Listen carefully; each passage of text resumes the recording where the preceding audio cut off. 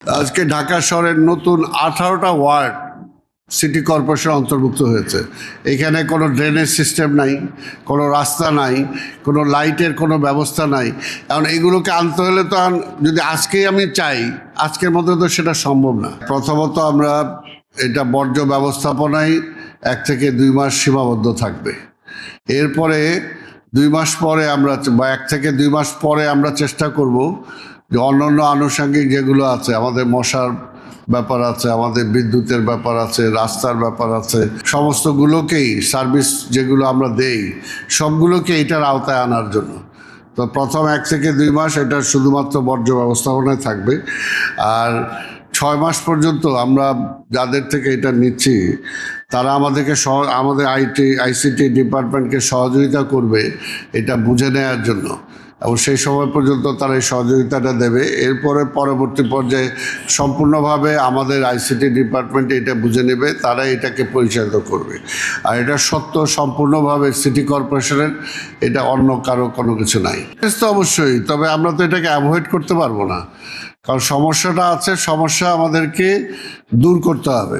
এবং সেটার জন্য আমি বলেছি যে স্বাভাবিকভাবে আমাদের কোথাও জনসংখ্যার অভাব আছে, আমাদের আনুষঙ্গিক সহযোগিতা ট্রাক বলি বা আদার্স যান্ত্রিক সেগুলো কম থাকতে পারে। অর্থাৎ সব কিছু এগুলো আস্তে আস্তে আমরা উন্নত, একই দিনে যে আমরা পারবো বা 1 মাসেই পারবো সেটা না। অর্থাৎ কিন্তু একটা সিস্টেমে তো আমাকে আসতে হবে, প্রবলেমগুলোকে আমাকে জানতেই হবে। দেখেন, আমি আসার আগে এই প্রবলেমগুলো জানারই চেষ্টা করা হয়নি, আমার সবচেয়ে বড় যেটা। অর্থাৎ প্রবলেমটাকে অ্যাভয়েড করা হয়েছে, কিন্তু অ্যাভয়েড করলে তো হবে না। ঢাকা শহরের এই সমস্যাটা আছে, এই সমস্যাটা যেমন আপনারা অনেক সময় ছবি তুলেন, আপনারা নিউজটা করেন, অনেকে কিন্তু রাগ হয়, আমি কিন্তু রাগ হই না। আমি মনে করি যে এটা আপনি আমার চোখের সামনে তুলে ধরেছেন, আমি এটাকে এখন সমস্যার সমাধান করব। বা আপনিও সেই আকারেই নেবেন এটাকে, যে আপনি যখন একটা নিউজ তুলে ধরছেন যে আমি সিটি কর্পোরেশনের সামনে এটা তুলে ধরলাম, সিটি কর্পোরেশন এটার এখন সলভ করার দায়িত্ব। অর্থাৎ দুজনকেই পজিটিভ যদি আমি নেই, তাহলে এটা নেগেটিভ যাওয়ার কোনো সুযোগ নাই। আর যদি ব্যর্থতাটা বলা হয় যে সিটি কর্পোরেশনের ব্যর্থতা, তাহলে কিন্তু সেটা আবার অন্যভাবে আসবে। সেই কারণে আমি বলবো যে সমস্যাগুলো আছে, এবং সমস্যাগুলো দেখেন, আমরা এত কিছু করার পরেও 6টা থেকে 8টা পর্যন্ত যদি আপনারা বের হন, দেখবেন মোরলেস সিটি ক্লিন, মোরলেস।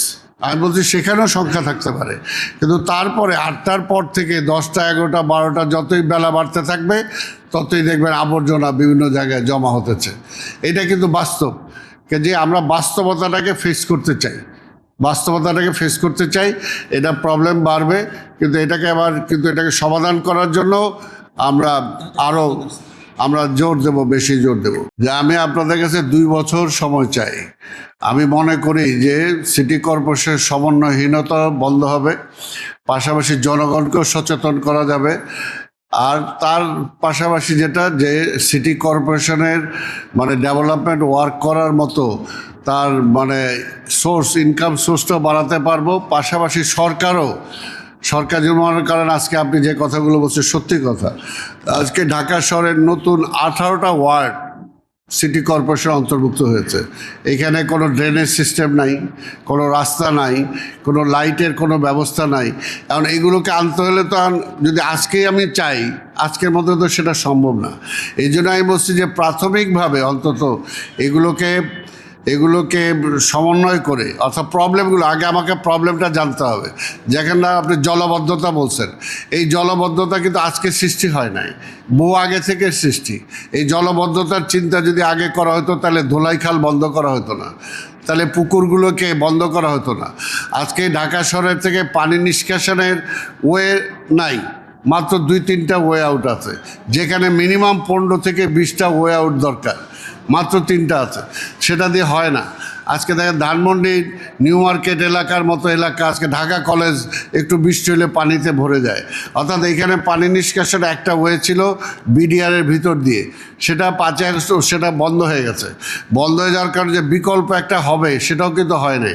এখন আমি দায়িত্ব নেওয়ার পরে এটা বিকল্প একটা ব্যবস্থা অলরেডি আমরা গ্রহণ করেছি, কাজও শুরু হয়েছে, কিন্তু এটার জন্য তো সময় লাগবে।